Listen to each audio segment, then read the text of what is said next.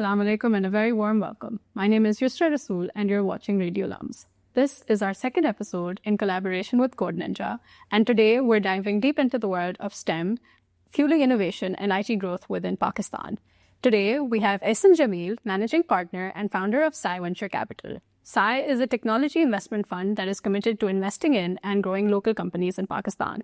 For CodeNinja, he plays a pivotal role as a strategic partner in helping expand its global footprint, making it one of the fastest growing AI and digital transformation firms to come out of APSIA. So, hello Ahsan, how are you doing? Thank you for having me. Happy to have you here. Before we start off and get into the technical conversation, how has your journey so far been like, and how has your role in CodeNinja been? And what has your role in CodeNinja been like? Yeah, prior to starting my investment company and investing in growth capital in Pakistan, I was in the States for a couple of decades. My background is primarily a technologist, then going into holding company structures where we made acquisitions and did restructuring of companies. Been in this journey of investing for the last about 3 years or so. I look at both startups and software type companies which are building products and solutions for global enterprises. And CodeNinja is one of our portfolio companies, which we're very proud of. And their journey has been great. Our model of investing is very operational. So the idea is that for us to be global players, for companies out of emerging markets like Pakistan to compete globally in the space and the asset class we're targeting, it takes a lot more than capital. We want exposure, capital, we want restructuring. There's a whole gamut of things that make that success happen. And so far we've been on that journey with CodeNinja for about 1.5 years or so.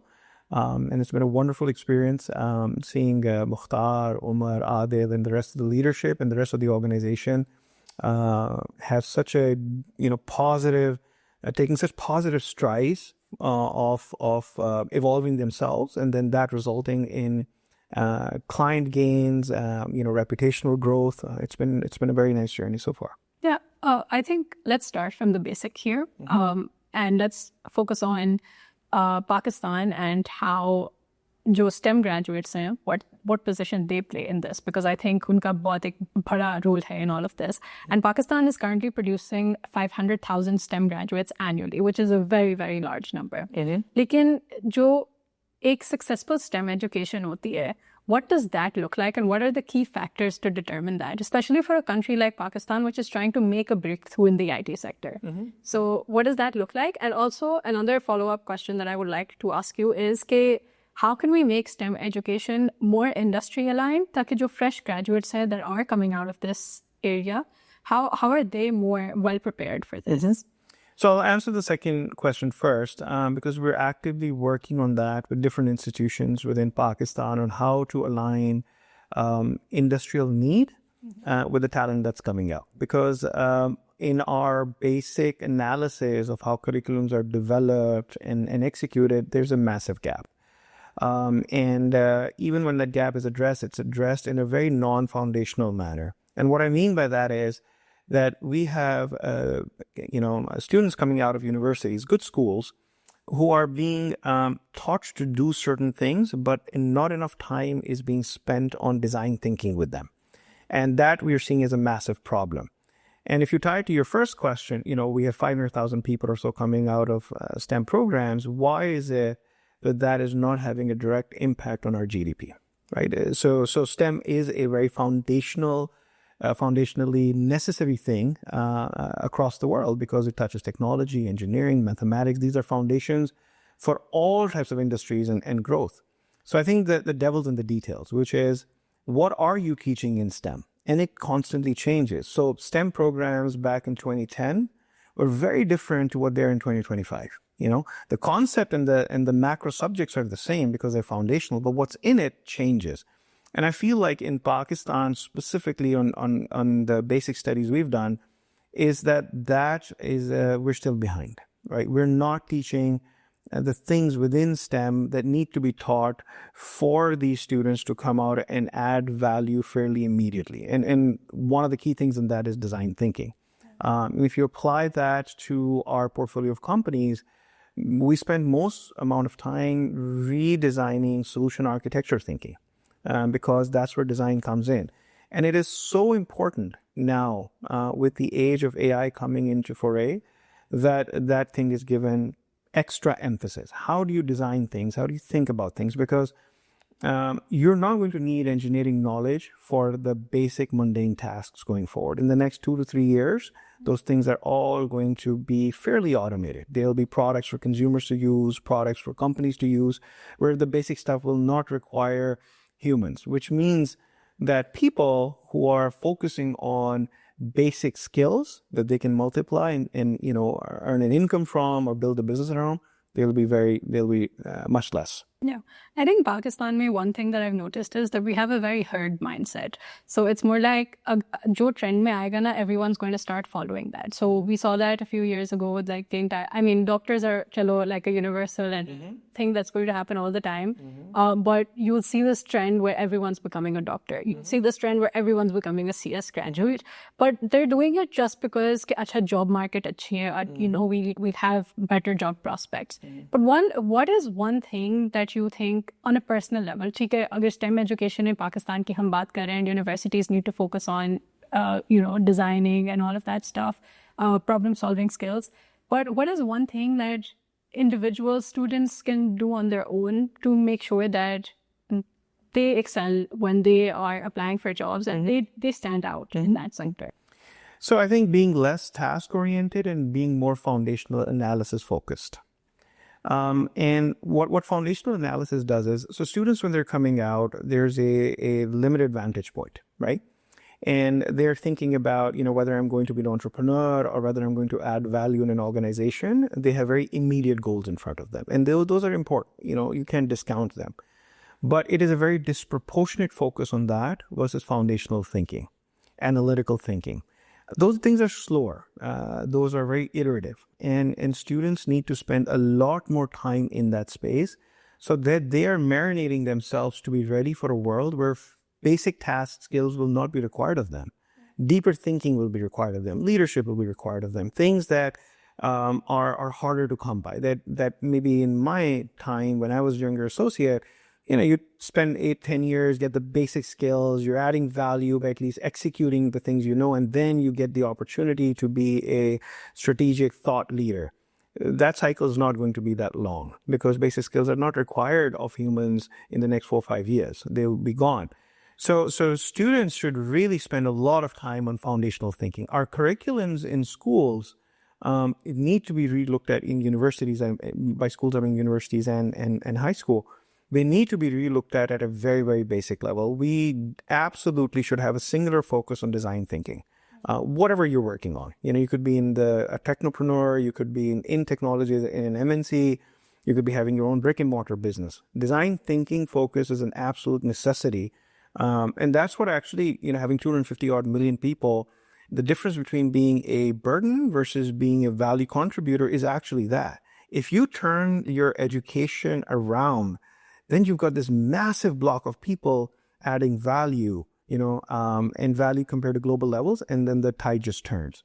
But if the same group of people is not being trained to add and increase the size of the pie, then they can be a burden on the state, and there's social things that need to be taken care of, medical, so on and so forth. So, if we don't do this now, next 5 years, there might not be an opportunity. But how do we ensure that jo Pakistan ki future workforce hai, it's not only technically competent, but it's also it has those leadership roles and skills that they need?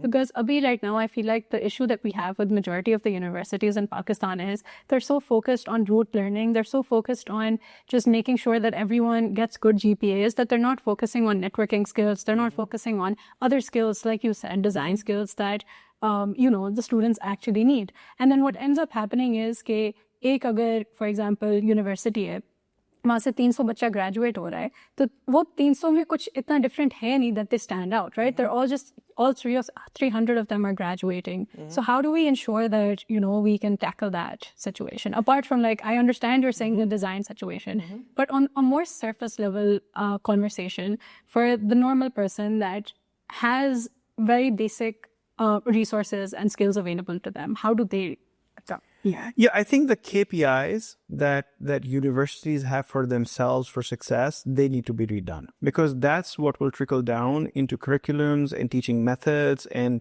what matters teaching. That will only change when universities change their KPIs. Today, universities measure, like if I'm getting 300 graduates, how many of them are employed, right? And at what rate are they employed at? That's pretty much it, right? Universities aren't tracking how high or what impact those people are making down the road, right? Because the KPIs are designed for the last 25 years to be that, or even longer. Universities need to change that. All the focus needs to be on how the students can be better, can do better analysis. And the better analysis constantly changes, because if you had asked me 20 years ago, how do you improve analytical skills in a student? It would start with foundational information gathering. Well, in order for you to analyze something, you need to be able to gather information, synthesize it first, before you can form an opinion and a strategy out of it. Well, guess what? It would take me a year to analyze a specific problem in the past and then come with today. You can do it in minutes. You don't need to spend that time. So technology changes and provides you more tools, which means that people now need to adjust on how that skill is developed. So if we talk about the analytical skills, you are now doing analysis based on information synthesized for you, which would take a year, even 10 years ago, would take a year to do. You can have it in minutes. You're now spending more time on how to permutate, iterate through that, test it, your hypothesis.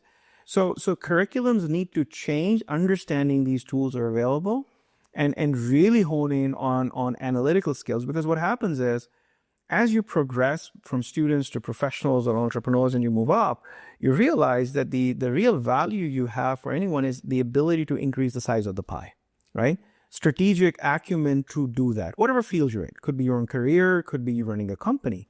That doesn't happen if you don't have the foundational analytical skills built early. So it all kind of is cyclical, and because we only measured amount of people employed and at what rate are they employed as the only KPI, the focus doesn't transition there, So, yeah. But HEC would be the right people to talk about this.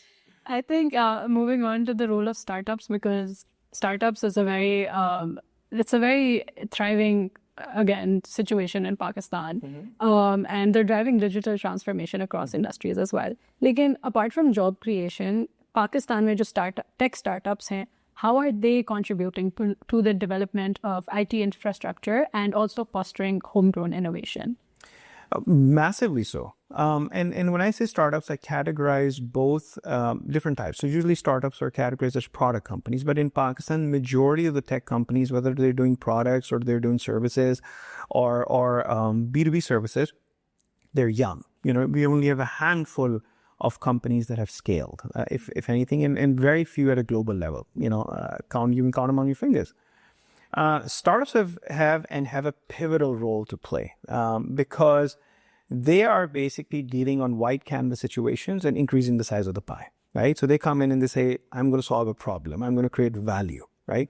That mindset is absolutely necessary. Pakistan's environment is very different than the rest of the world because the way we give capital, the way we value companies, the local opportunity, discretionary incomes, there are macro factors that impact startups. But, if you ask me, they're absolutely necessary because old industries that have been here for a while, they're not innovating as fast.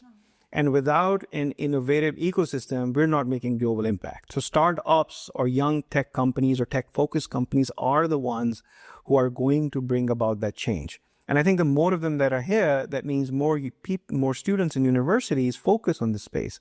And I'm a firm believer, regardless of industry that you're in now going forward, you're a tech company.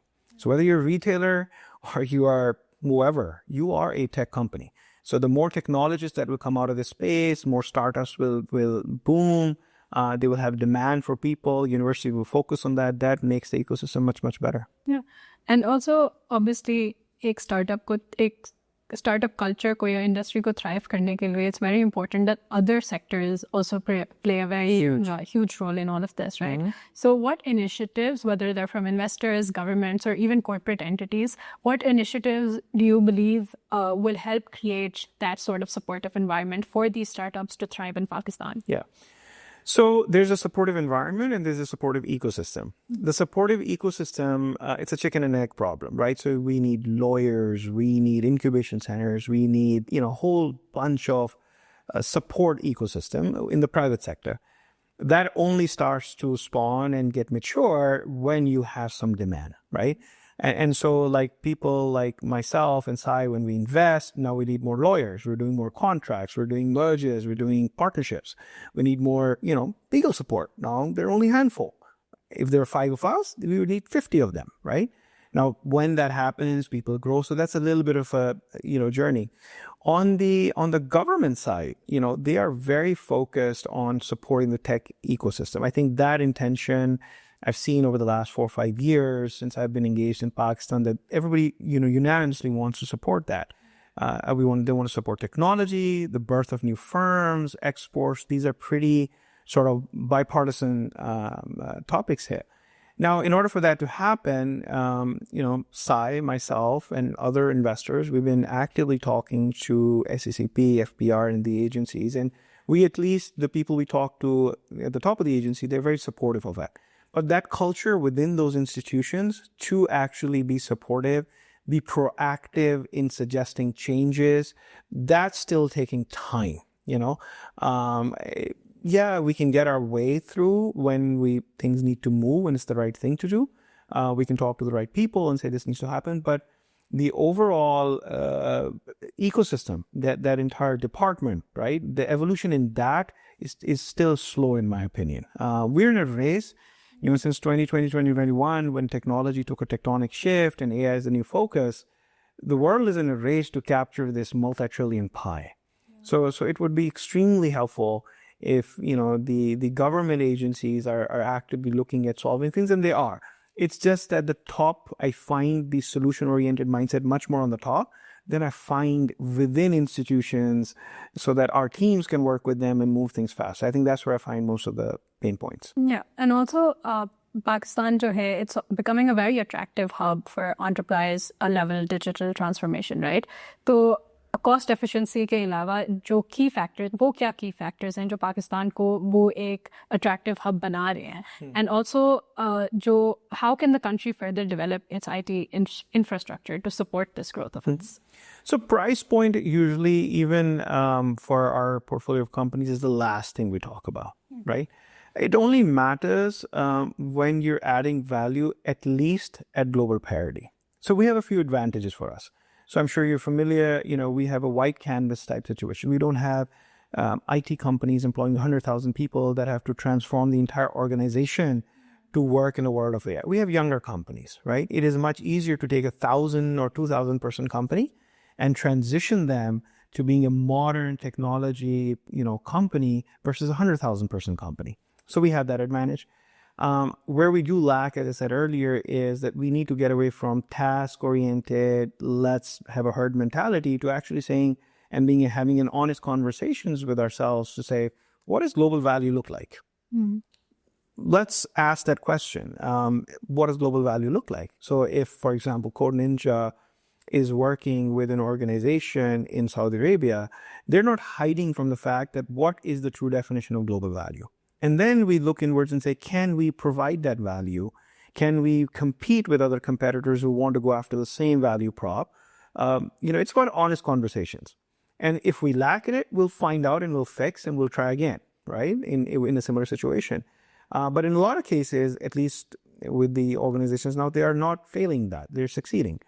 And when you're succeeding and you're competing with global players in the same part, and then you have pricing the way we do, then it becomes a slam down. That's when growth happens. We do growth capital, but we're a venture capital company because we do believe in growth trajectories of VCs. And that's what these asset classes and these companies are pursuing. So that's kind of how we look at in terms of impact globally. Okay, so public-private partnerships की जब बात करते हैं, what are some examples of strategic public-private partnerships that have successfully contributed to this IT infrastructure growth within Pakistan, or even internationally? Because I feel like public-private partnerships play a very, very huge role in this entire growth process, right? Yeah. So whether that's in Pakistan, or agar internationally bhi hai, to how can Pakistan, learn from these examples? No, internationally, तो बहुत examples हैं, right? Like the last big one I remember was, I think, Pentagon with Microsoft. Was I think 10 billion, if I'm not mistaken.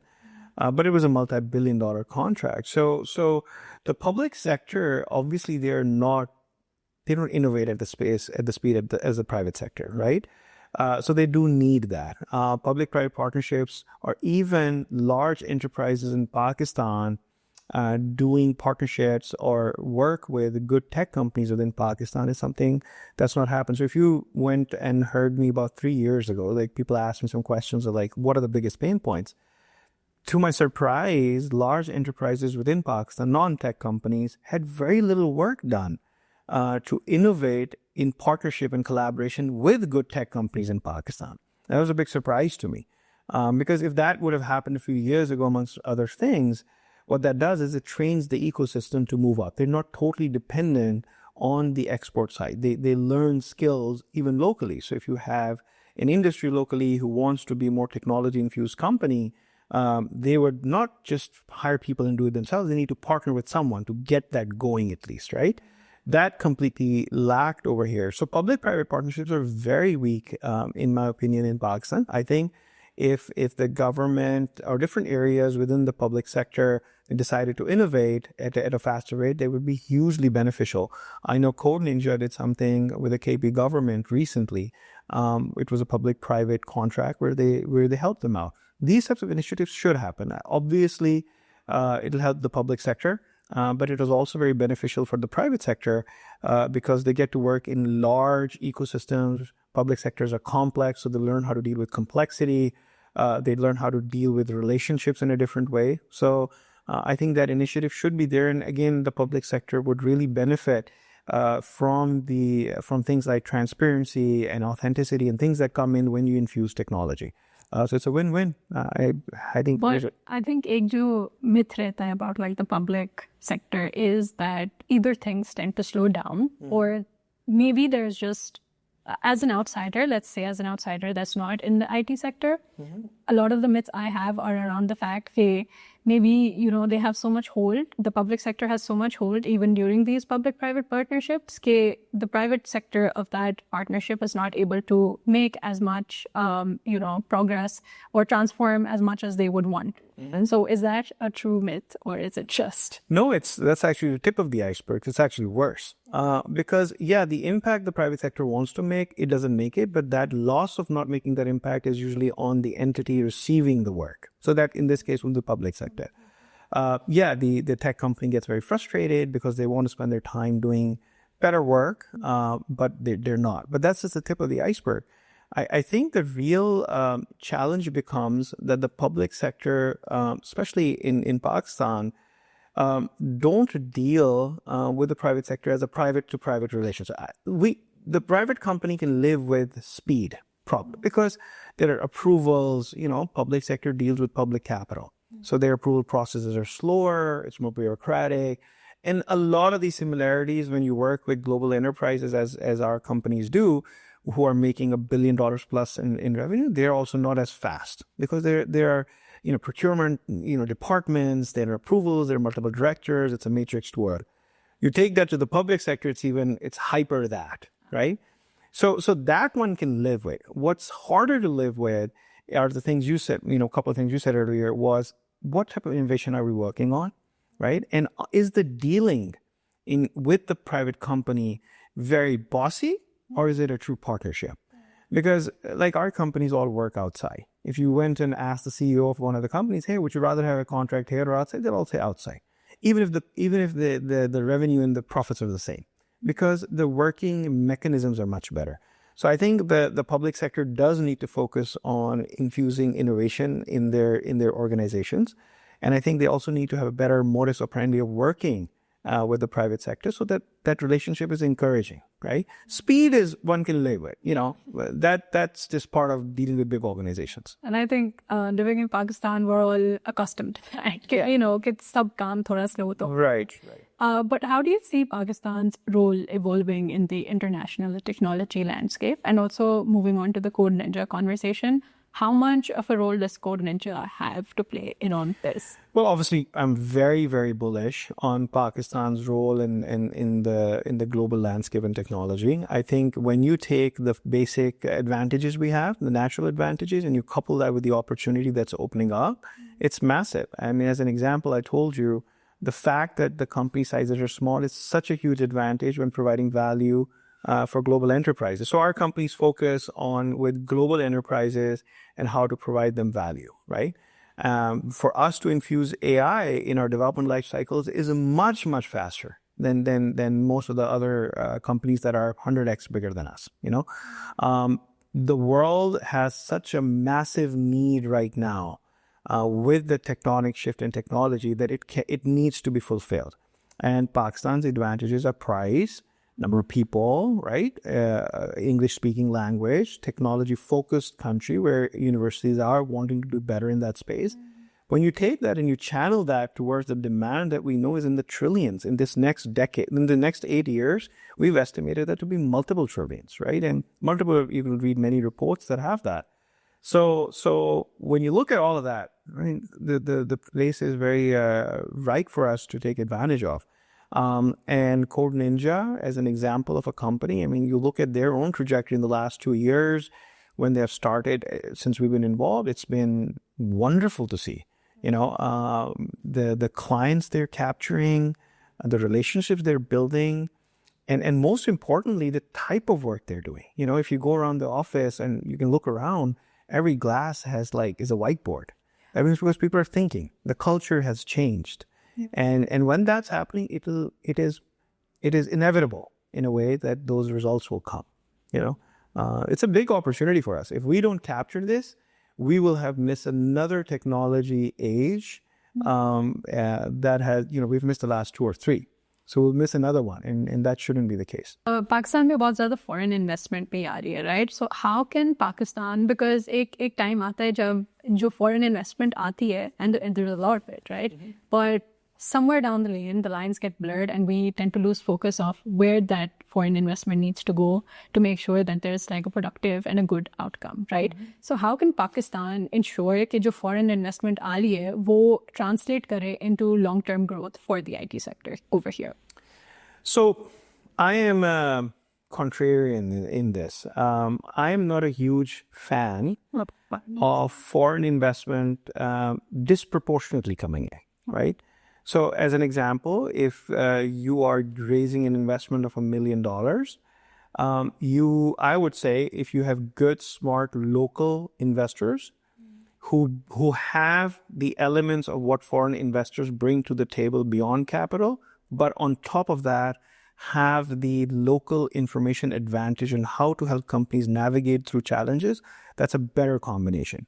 And in my opinion, the amount of capital need at this stage of the ecosystem is so small that local investments should be able to suffice that. So regardless of whether it's local capital or foreign capital, the expectation that you laid out is exactly the same, that there should be long-term growth. Which is why, our fund and SAI has a very operational mindset with our portfolio of companies to say, all of you have to succeed. It's not a spray and pray strategy. You all have to succeed, and here's how we get there. Capital is one thing, exposure is another, clients another, a strategy inward looking is another. There's a whole slew of how companies should develop. But yeah, I mean, I think foreign investment, when it comes in, it is not equipped with the same information and should be catered for better. Foreign capital should not be the early risk capital. I think the early risk capital should come from local capital, which has the information advantage, hopefully is smart and strategic capital. And then if that succeeds, that's the biggest sort of attraction for international capital because you have proven success. I think it's not only in the IT sector, but वैसे भी wherever foreign investment is coming in, foreign funding जहाँ भी आ रही है, it comes with so many conditions attached to it. It leaves very limited room for you to actually do anything on your own. So again, coming back to the point where you said, I think local investments would help. And there's a lot to learn from this episode, from this podcast, because there's a lot the education sector, the students can learn, and then there's also a lot that the IT sector can learn from this. So I think it's been a very insightful conversation. But just to wrap it up, what do you think are the next steps Pakistan should take to strategically position itself as a knowledge-based economy by, like the next 10 years? So by 2035. I think we need a focus our focus needs to shift from doing basic things. In the last, I would say 5-7 years, one of my major concerns was that we are very disproportionately focused on freelancers as an example, right? And the writing was on the wall in 2020 that work is the first that's going to get automated. So obviously, we're very happy when individuals are able to generate income in foreign currencies and make more money than they would on a local opportunity. That's a win. That's a good thing. But policy has to be geared towards capturing the most difficult work at the global level. Like you have to equip an underdog, which is us, to go fight the big fight. Right? You cannot be comfortable and hide behind the fact, well, these are just steps towards the growth. The target has to be very clear that we want to win at the global level doing the most complex work. Now, how we get there, it's a journey which we'll put sweat and blood into, right? But if you don't have clarity that is what we're going after and all ships are burned trying to achieve that, then I think the journey becomes too slow, pivots too many times, the focus isn't there. So from a policy perspective, policymakers have to equip the private sector, the underdogs, to go fight and compete with global competition, but going after the biggest opportunities. We should not shortcut that. Getting there will be steps. But let's not assume that the iterative step is massive success that should be celebrated. Like our companies should be in RFPs in the Fortune 100 space all the time. Why is that not happening, right? And I use that example of Fortune 100 because in that space, or Fortune 1000, in that enterprise space, they're competing with each other constantly, right? And these are companies with turnover in the hundreds of billions. And when that turnover is happening, the competition is very high. Innovation speed, innovation complexity is very high. We should be there. That's when the best talent grows. That's where vibrant things happen. And when you get used to that, none of these companies would ever turn back. I think there's a lot of mindset change that needs to happen within Pakistan and within the people in itself, because maybe there's so much negative thinking and a negative mindset involved in all of this. So like, how you were saying the Fortune 100 or Fortune 1000 thing, बहुत पाकिस्तान में ये hindrances आएंगी. अगर if you say this to a regular person, they'll be like, अच्छा हमारे पास तो opportunities ही नहीं है, या हम कभी उस level पे जा ही नहीं सकते. But I think what they don't realize is that they need to create those opportunities for themselves to begin with. So I think that's the one issue that we are. People asked me a few years ago when I moved back to Pakistan. I still get this question asked a lot, right? Like, why'd you come back? And what do you bring? What did I learn? I think the thing I tell people the most is that the ability to trailblaze, right? The ability to see a path and reach the end, right? That exposure is probably more valuable than even the capital I'm able to bring to our companies. Because when you've not done something, and there are not many examples who've done it, the negativity sets in, right? Well, it's not possible. Well, it is possible.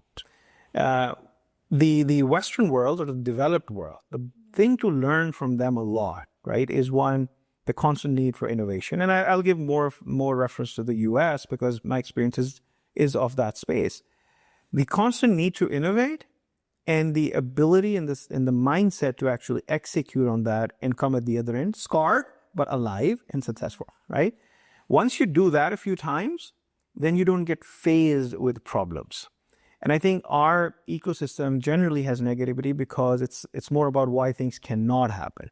and not about why they can't, and they will, and we hope that, through companies like CodeNinja and others, that success stories actually start to go out with younger students who are either aspiring to add value in a large organization or being entrepreneurs themselves, that they see these examples, that say, yeah, you can envision something, you can go through ups and downs, and you'll come out of the other end and you'll be okay. That's the only sort of way to actually inspire. Yeah, no, Success stories. I think that's the biggest takeaway from this entire conversation that we've had. And hopefully, inshallah, we can have this conversation a few years later maybe and see how much Pakistan has developed. But thank you for coming. And Thank you for having me. It has been a lovely conversation, especially for someone like me that is not related to the STEM sector at all. But I think I've learned quite a lot as well. We hope you enjoyed watching the conversation as well. Please stay tuned to RadioLUMS and see you next time. Allah Hafiz. Thank you.